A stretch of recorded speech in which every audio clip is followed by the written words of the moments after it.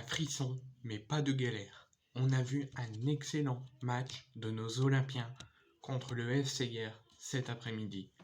Alors il y en a qui vont me dire, oui, c'est normal, vous êtes un club de Ligue 1, vous affrontez un club de National, c'est normal que vous gagnez, que vous maîtrisez, que vous dominez. Il y a 2 secondes, Clermont vient de se faire éliminer par un club de 6ème division de Régional 1. Donc un match n'est jamais facile et il faut jamais sous-estimer les petites équipes. Tout comme après il y aura Le Puy Nice. Si Le Puy gagne, enfin pour Nice il faudra jamais sous-estimer Le Puy. Ou Bordeaux-Rennes, il faudra jamais sous-estimer Bordeaux. Rapidement réduit à 10, l'OM aurait pu connaître un match compliqué contre le FC hier. Mais avec un coach qui avait bossé son sujet, et ça pour une fois je l'ai remarqué, et des joueurs d'expérience, il n'y a pas eu finalement de soucis pour passer en 16ème de finale. L'OM démarre avec un Pape Gueye défenseur central gauche, ça m'a pas plu du tout. Je comprends pas pourquoi Pape Gueye a débuté défenseur central gauche. Ce qu'il avait déjà fait une partie du match contre Lens, Issa Kabore et Kolasinac s'occupant des couloirs devant Tchèque Bamba Dieng qui occupe la pointe de l'attaque, ce qui laisse la possibilité à Alexis Sanchez d'évoluer enfin un cran au-dessus. Mais cela ne va pas durer, la faute au tournant du match qui intervient à la 20e minute, sur un coup franc excentré, Guendouzi trouve le poteau opposé à la retombée. Hier amorce un contre dans la foulée, mais un de leurs joueurs est stoppé par Eric Bailly, qui fait du Nigel De Jong sur le coup avec ses crampons posés sur le thorax. Rouge logique et crainte légitime, le pauvre Ndiaye étant évacué sur civière, même sur brancard, et est même transporté à l'hôpital le jour du match. Donc je souhaite un prompt rétablissement à ce joueur du FC hier, un gros courage à lui et à sa famille, et j'espère qu'il ira mieux et que les examens diront qu'il n'y a rien de grave. Mais je ne comprends pas qu'est-ce qui est passé dans la tête d'Eric Bailly sur cette faute. Donc Tudor encaisse, mais réagit très rapidement, mais sur un changement qu'on ne comprend pas, sortie d'Issa Kabore pour Mbemba, pour remettre bien la défense après l'exclusion d'Eric Bailly.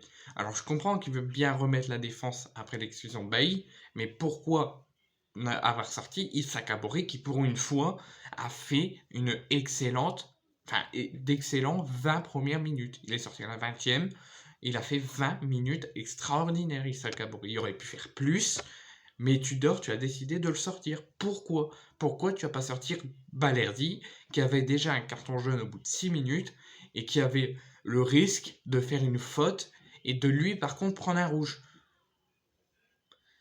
Ce qui, du coup, fait évoluer Senji Zander en piston droit, et là, il faut le dire, Senji Zander peut être en piston droit, parce que pour moi, il a fait un beau match. Ça continue à beaucoup jouer, sur Bamba Dieng en profondeur qui lui a fait un match extraordinaire. J'espère qu'il aura gagné des points auprès de Tudor. Parce que si on doit noter ce match de Bamba Dieng, c'est un 10 sur 10. Il a fait un match splendide. Malheureusement, sur sa première occasion, il a glissé, mais le terrain n'était pas bon du tout. Même Caboret avait glissé, Under avait glissé, donc c'était le caca total. Veretout trouve lui la barre sur un autre coup franc, et Veretout, je sais pas s'il travaille les coups francs à l'entraînement, mais je trouve qu'il les tire extrêmement bien en l'absence de Payet ou de Klose ou même de Tavares. Juste avant la pause, c'est Under qui obtient un penalty à l'expérience, qui lui a fait un excellent match, que ce soit au piston droit, en défenseur droit ou en attaque, il a fait un match extraordinaire. Donc le contact est plus que léger, Sanchez convertit avec une Panenka parfaitement réalisée. Donc une première période, malgré le rouge, les 20 premières minutes excellentes de l'OM, le FC hier n'existait pas du tout, l'OM était largement au-dessus, l'OM jouait son match, l'OM travaillait, l'OM a fait 20 minutes extraordinaires. Les 20 qui ont suivi, donc de la 25e à la 40e, suite au rouge de Bailly, ça devenait un petit peu plus compliqué. L'équipe a dû changer, les joueurs ont dû changer de système, de jeu, de consigne, donc ça a eu du mal à se rentrer en place.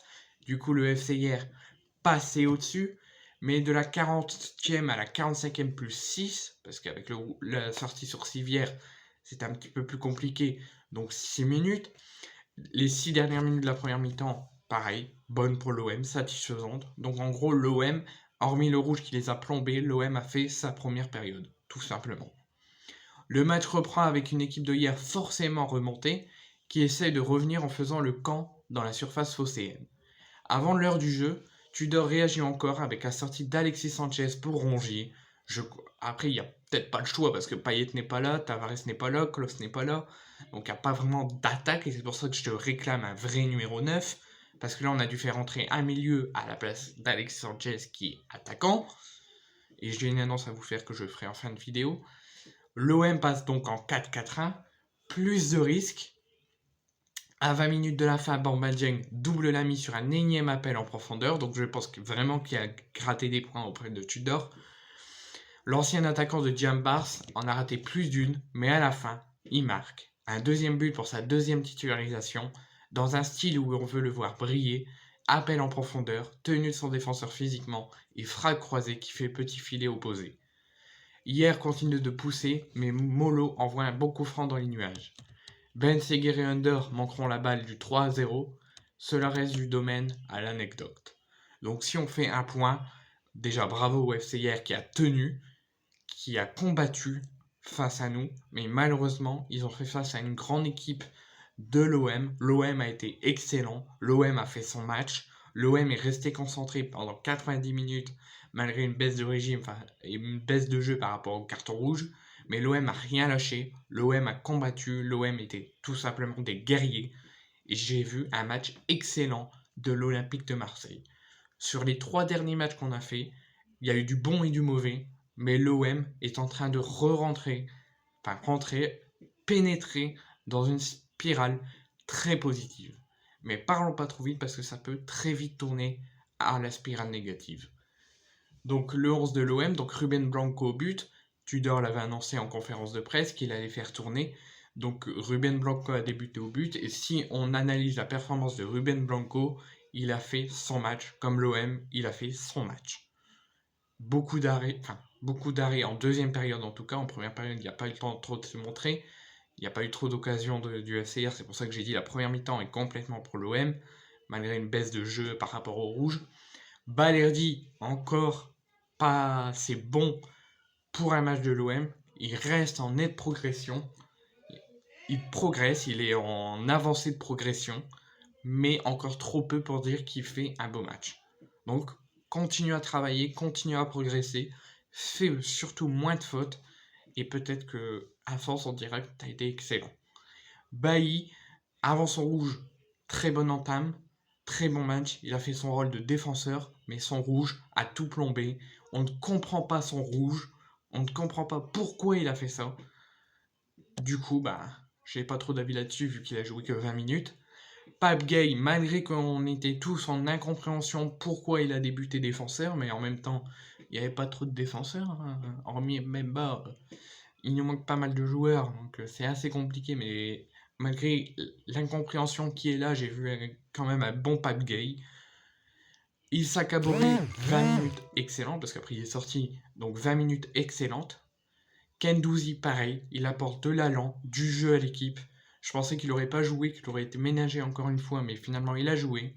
Il a fait son match, il a fait son rôle de capitaine, son rôle de joueur de l'Olympique de Marseille. Et franchement, je suis très satisfait de la performance de Matteo Guendouzi. Verretou, pareil que Balerdi, toujours en nette progression, des coups francs très bien joués, mais une performance satisfaisante, mais pas assez bonne pour dire qu'il a fait son match.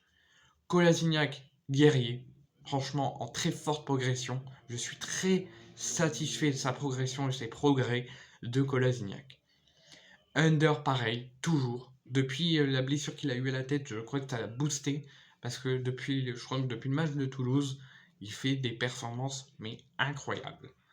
Et pareil pour Dieng et pour Alexis Sanchez qui ont été exceptionnels. Donc comme je l'ai dit, la bonne moitié de l'équipe, même la totalité de l'équipe, hormis quelques joueurs qui sont toujours en nette progression, j'ai vu une équipe guerrieuse, une équipe qui veut aller en 16e, qui veut remplir son objectif de remporter la Coupe de France en fin de saison, vu qu'il n'y a plus de Coupe d'Europe et qu'il y a juste la Ligue des Champions à aller chercher. Donc cette équipe, je pense, peut aller très loin et peut aller chercher la Ligue des Champions la saison prochaine, peut aller chercher la Coupe de France en fin de saison. Et espérons bien évidemment que la saison prochaine sera mieux si on est en Ligue des Champions, qu'il y aura un vrai projet, que la Ligue des Champions sera mieux, qu'on fera une belle phase de poule. Si je dois faire mes tops, donc je mettrai Blanco dans mes tops, il a fait son match. Bailly, si je compte les 20 minutes qu'il a fait avant son geste stupide, peut faire partie de mes tops. Pipegate, pareil. Donc en fait, j'ai même pas de top et flop parce que la bonne totalité de l'équipe fait partie de mes flops, fait partie de mes tops, pardon. Et j'ai vu un match extraordinaire de l'équipe de l'Olympique de Marseille. Et l'annonce que je voulais vous faire, que je vous ferai une vidéo, c'est l'arrivée de Malinowski.